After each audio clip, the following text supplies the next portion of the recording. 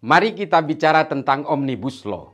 Ada 76 undang-undang yang diekstraksi menjadi satu undang-undang. Di beberapa negara sudah dilakukan itu. Di Amerika, bahkan di negara-negara Asia Tenggara seperti Thailand, dan juga di Vietnam, juga di Filipina. Apakah di sana efektif dilakukan? Tentu saja efektif. Oleh karena itu, mengapa investasi di negara kita belakangan ini terasa sudah mulai sedikit? Banyak sekali investor yang berpindah ke Vietnam. Mengapa? Karena di sana regulasinya jauh lebih ringkas dari kita.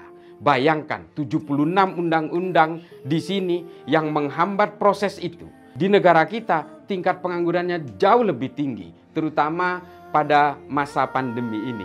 Di sini tingkat pengangguran kita hampir 6%. Di Vietnam, dalam keadaan yang sangat-sangat menyusahkan rakyat ini, di Vietnam tidak sampai 3%. Mengapa? Karena regulasinya jauh lebih ringkas.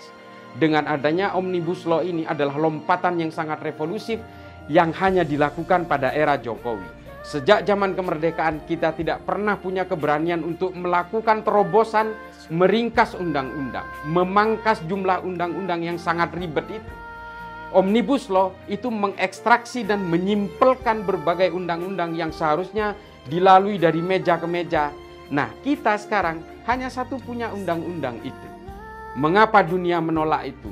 Mengapa kepentingan negara luar juga menolak itu? Melalui kekuatan-kekuatan di negara kita yang ada di dalam. Kita jangan mau dibodohi oleh kepentingan-kepentingan kapital orang lain.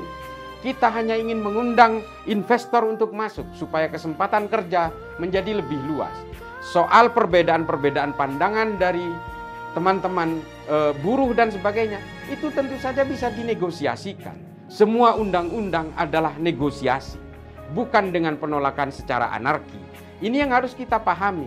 Anarki ini adalah enklave lain yang berusaha merusak tatanan negara kita. Kita juga percaya bahwa tenaga kerja di negara kita melakukan protes terhadap Omnibus Law tentu saja menginginkan suatu stabilitas yang sangat-sangat bagus. Bakar-bakaran ini, kerusuhan-kerusuhan ini kita juga tidak percaya dilakukan oleh mahasiswa dan juga tenaga kerja kita.